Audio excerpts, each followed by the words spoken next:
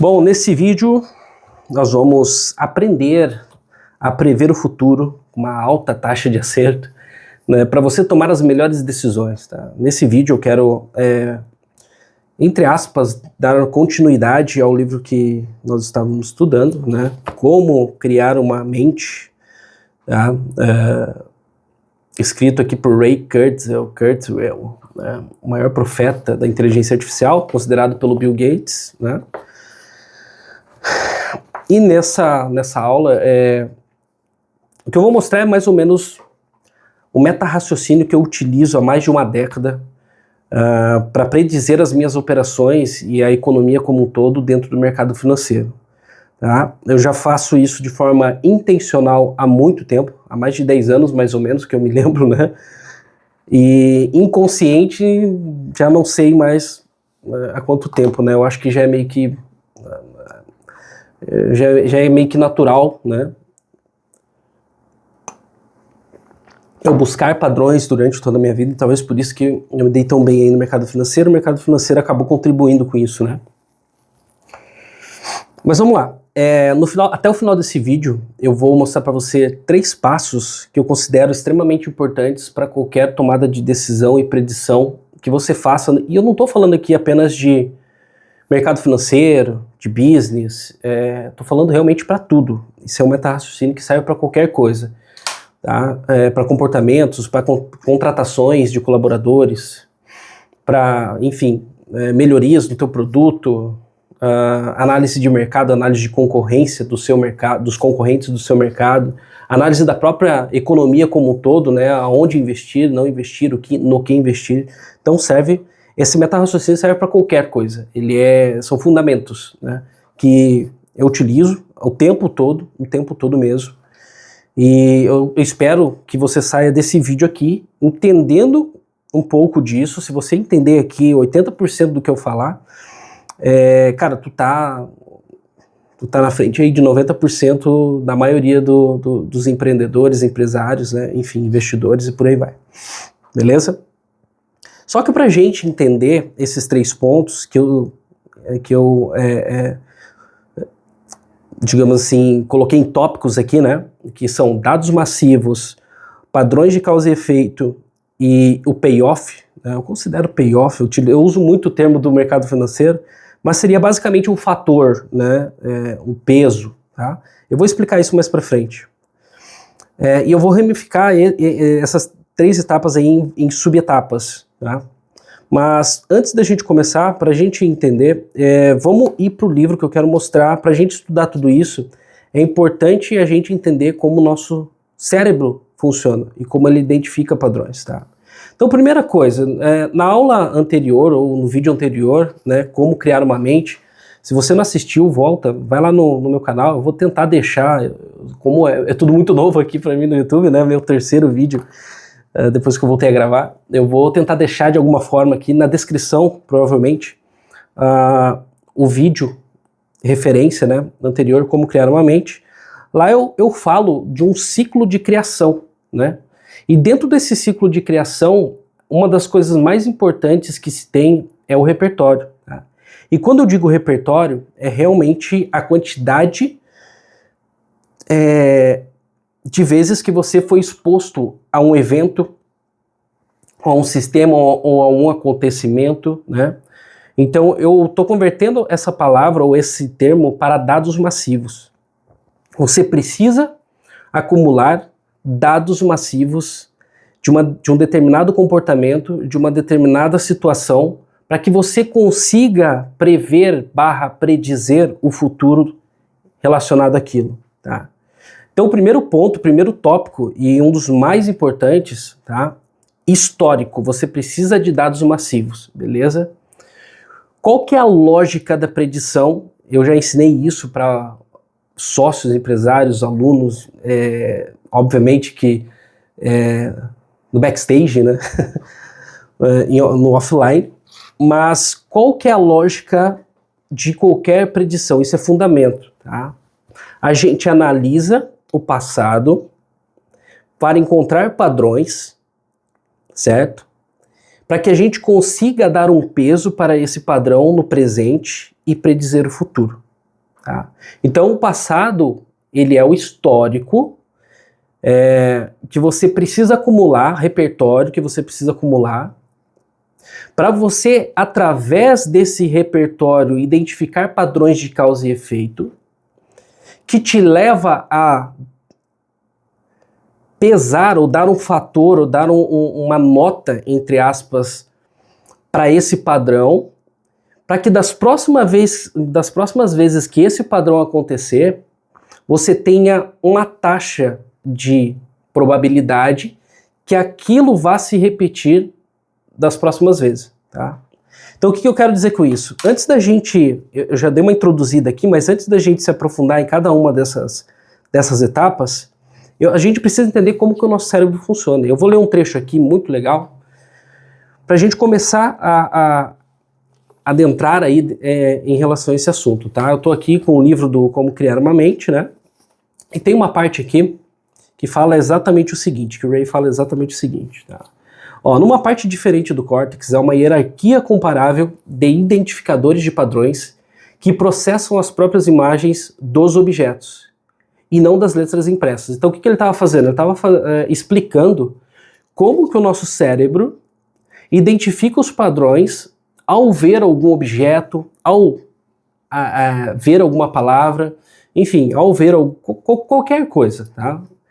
Tudo começa, né? E aqui ele continua, né? Se você olhar para uma maçã real, é uma maçã, aquela que você come mesmo, essa maçã que eu tô falando, tá? Identificadores de baixo nível no teu cérebro vão detectar extremidades, curvas e padrões de cor da superfície dessa maçã que levam para um identificador de padrões que aciona o seu axônio e diz: ei pessoal, acabei de ver uma maçã de verdade.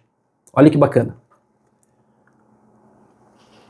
Então esse, tá, é o subtópico dos dados massivos. Como que a gente temos os dados? Como que o nosso cérebro mapeia os padrões que estão inseridos dentro daqueles dados, tá? O primeiro deles, de forma visual, né? De forma visual, ele identifica as curvas. Digamos que eu tenho um conjunto de dados com vários momentos que eu vi uma maçã na minha vida, certo? A primeira coisa que ele vai fazer a partir do momento que você recebe uma nova informação ou uma nova foto de uma maçã, a primeira coisa que ele vai fazer é identificar, detectar extremidades, curvas e padrões de cor da superfície daquela maçã e um receptor que tem a função, né, de identificar isso, esse padrão.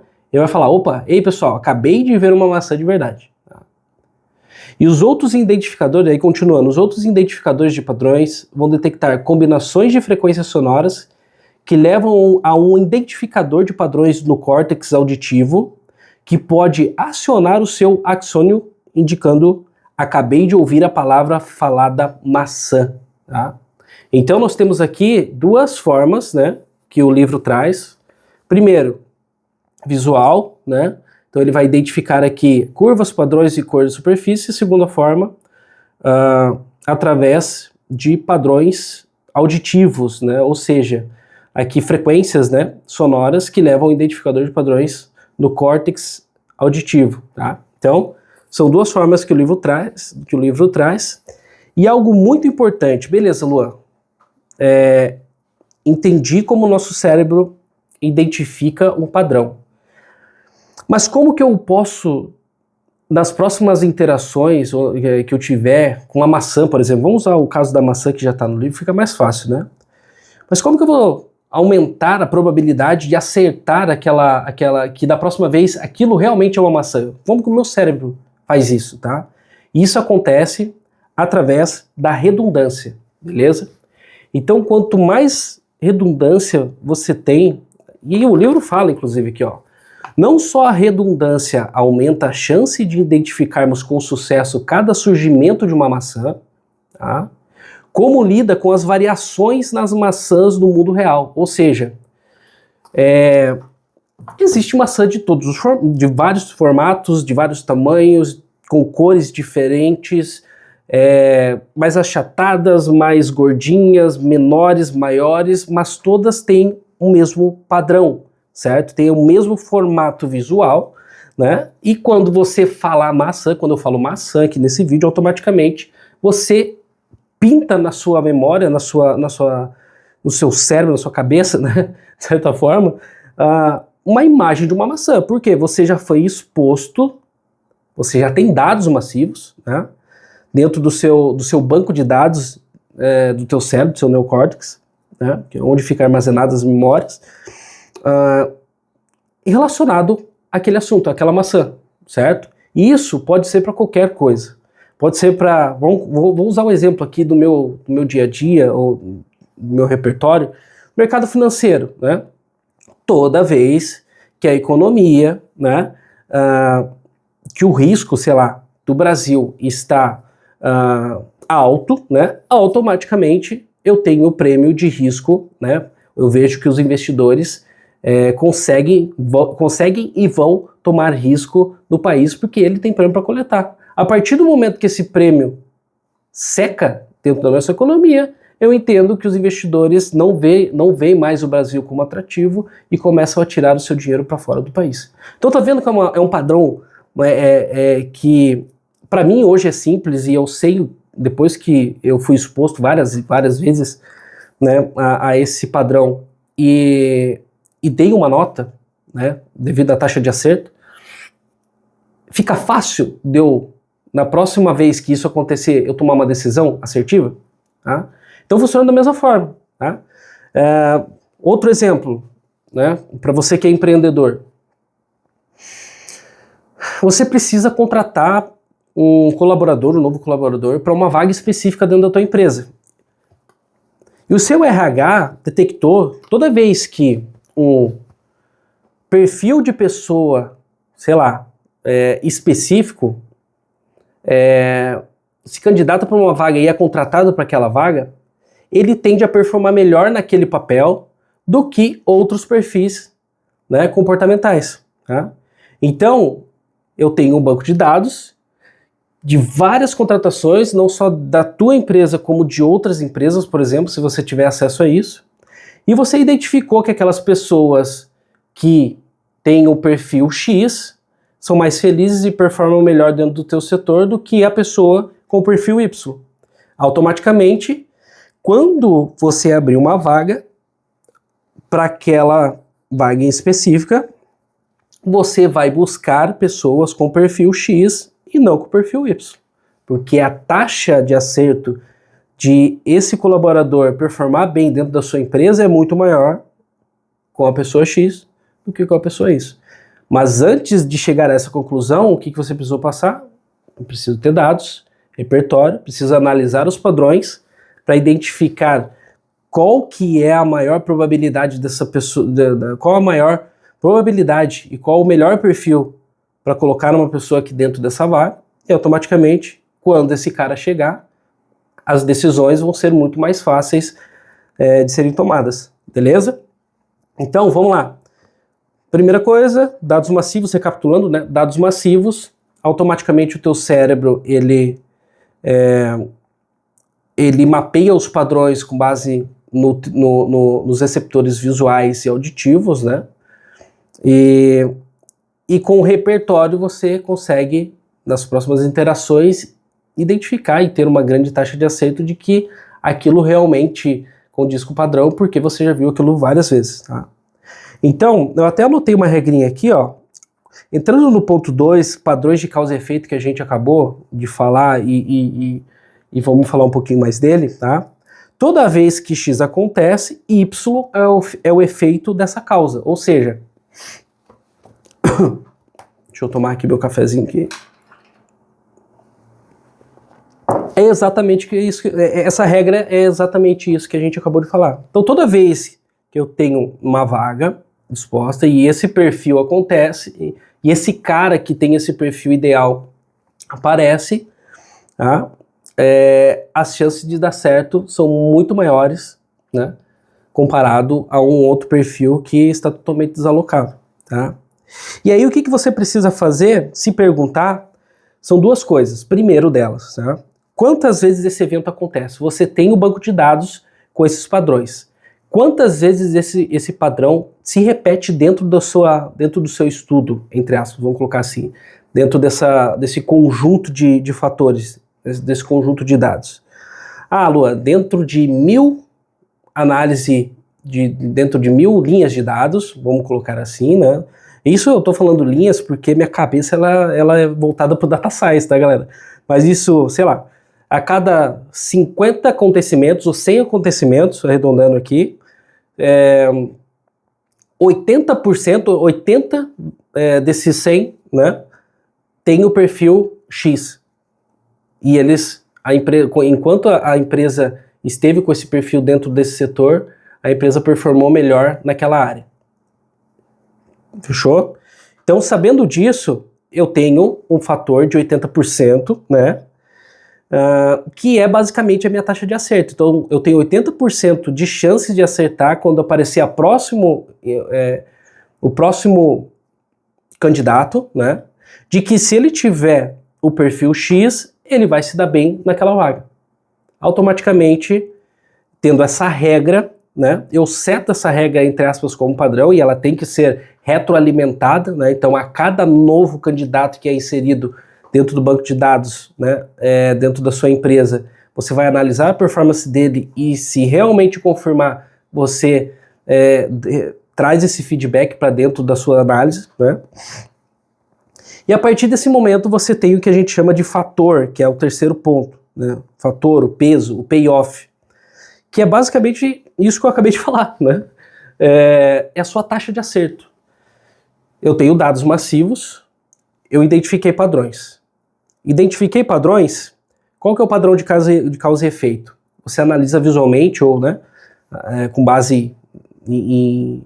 Existem várias formas de fazer, hoje existe linguagem de programação que faz isso de uma forma muito mais escalável para você, mas analisando o teu repertório, digamos que você não tenha base de programação, analisando o teu repertório de tudo que você passou, quantas vezes aquele padrão se repetiu dentro da sua empresa, dentro do seu relacionamento, toda vez que você fala em um determinado tom com a sua esposa, com o seu filho, como que eles reagiram, certo?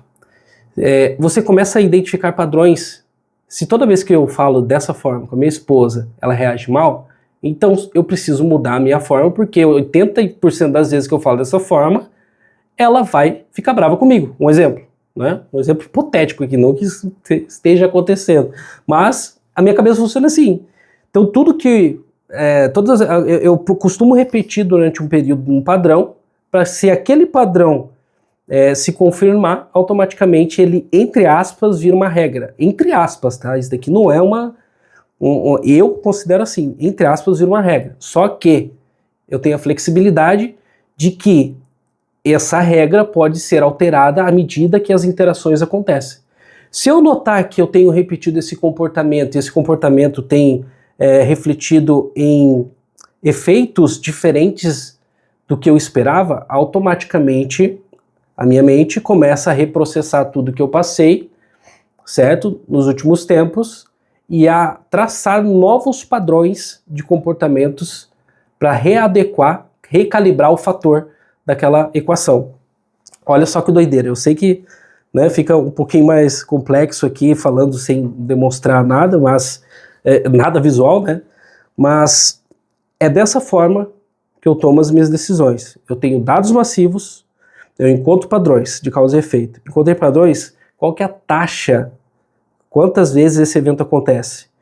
Beleza, descobri quantas vezes esse evento acontece, automaticamente eu tenho uma taxa, entre aspas, de acerto. Ou seja, eu tenho um payoff. O meu risco de assumir esse comportamento é de 80% que vai dar certo, é de 70% que vai dar certo. Por quê? Os dados me mostraram isso.